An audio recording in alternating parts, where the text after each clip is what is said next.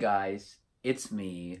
Nuthaniye Tano here. Today I'm going to be reviewing New Kanye by YUNGMNYP. So first off, I'd just like to address the elephant in the room here, which is the length of the album. Now, going into this, I was really expecting this to be a problem. The album is just under 6 minutes long, which I'm pretty sure has got to be a record for an album of this caliber to have such a short length. But honestly, I really didn't even notice the shortness of the song, or the album, during my listening to it. And I've listened to it multiple times, and each time it feels so much longer than it actually is, just because of the depth of the content.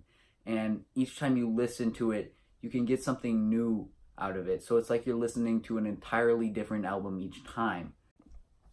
Now, the idea of New Kanye is very interesting to me, especially recently, where albums have, especially in hip-hop, become more and more lengthy. But this stands out, especially amongst influence from Kanye West himself, with multiple albums last year either produced by him or made mostly by him that were extremely short, much shorter than people would have ever anticipated them to be, but were so great in delivery and so in-depth in all areas that it feels like a full satisfying project, while only being maybe half as long as a usual project that would be as acclaimed as those albums were. Now, New Kanye really shatters those expectations, being only 3 tracks, one of which is actually a bonus track. Now, this is a critical point in YUNGMNYP's discography, because he has a playlist on SoundCloud before. He's dipped his toes into the realm of SoundCloud rap, but this is the first time he's truly delivered on a project. And as I said before, this really shatters the trend of shorter albums.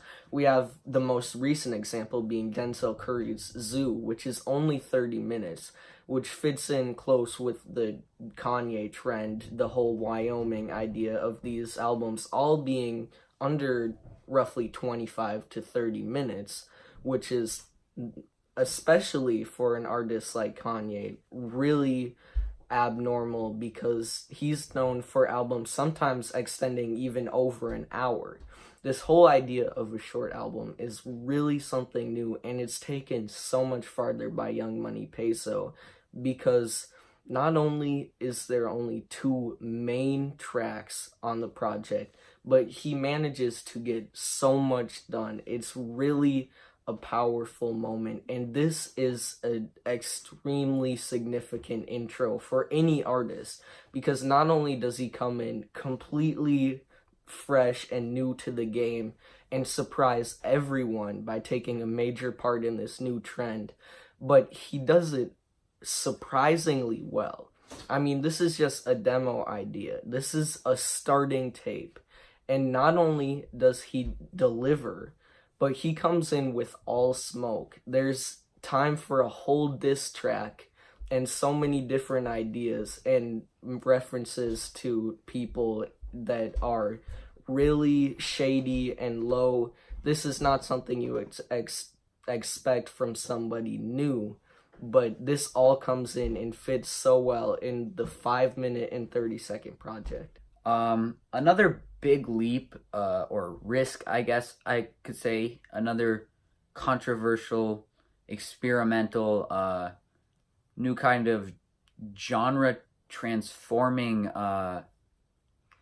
kind of entrance that, YUNGMNYP is having, is that he, on his first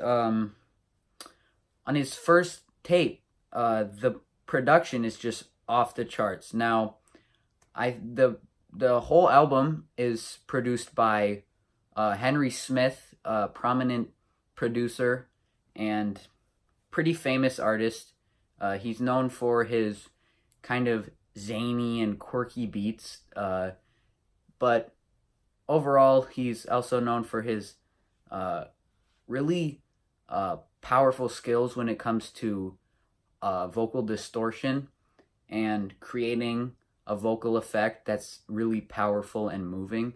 So I think it's pretty awesome that Young Money P was able to get not only Henry Smith, but another big name in the industry, Marcus Scoops with a Z.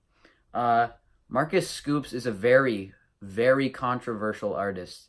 And, he did some of the ad libs on this album. I think that it was really smart. And not only does it get him more streams, but it really adds to the overall experience of the album having Marcus Scoops on there. Now, if you don't know, Marcus Scoops has recently been in a lot of drama with Xavier Does Gaming and Eric's Epic Art. So this is a very controversial name in the industry. Now let's talk about expectations, because a big part of an album's experience to me, especially when I'm anticipating an album, is did it live up to the hype? Because the worst possible thing is you're really excited for an album and you don't actually enjoy it. That's easily the biggest letdown you can have in a music experience listening to other artists. Now, Young Money P really came out of the blue with this. Nobody truly had expectations because he just simply wasn't known, and this was by choice. He just had one playlist which specifically had 0 songs on it. Now, Young Money P comes out and instantly you see he has controversial artists on it.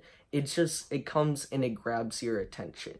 All of the controversy from his feature of Marcus Scoops and their work together is a great collaboration. It flows so smoothly together. You barely know it's two people, but it has that quality, like there was more than one mind working on this album. Okay, so I think this is probably one of the ending points I want to just round off with. This album had some very, very clever lyricism in it. It's really pretty insane.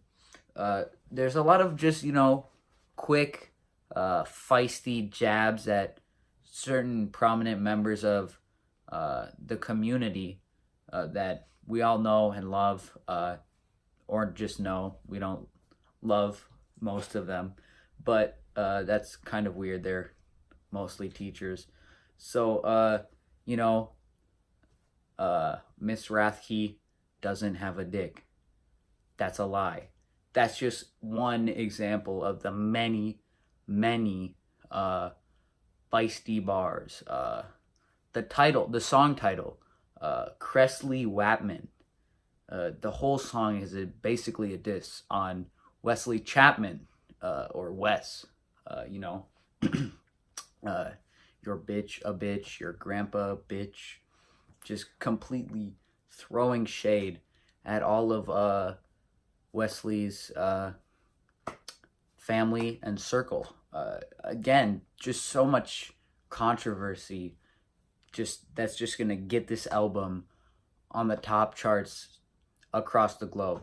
There's also references to a longtime favorite sub of the Justice Page community and a prominent member of the Magic the Gathering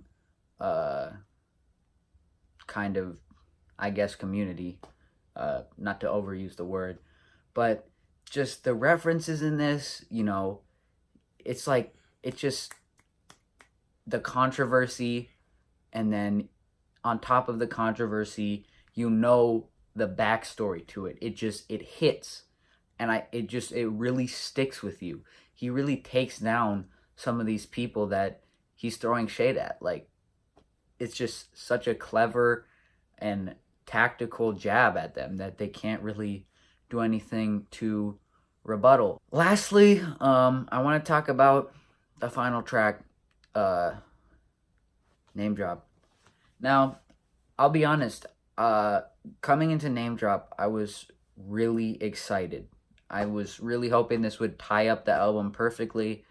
Uh, you know, because the other two songs were just they were just so amazing. I was expecting the same from Name Drop, and I'll be honest, it was kind of lacking in a few departments. It just overall, it didn't really hit the same as the other two songs. Now that being said, I enjoyed Name Drop. I think it is a decent track, but when paired with Cresley Wapman and Truth and Lies, it's overshadowed by so much. So I feel like maybe that could have been.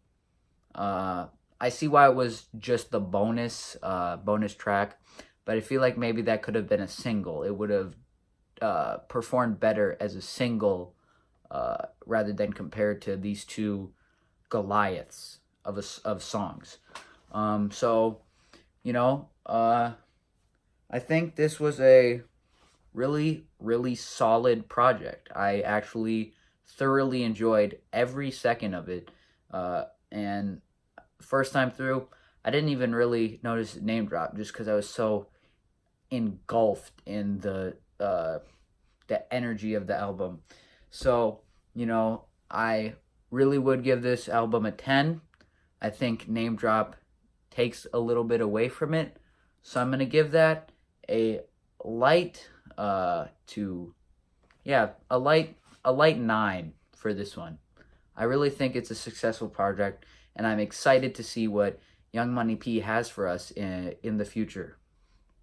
Transition.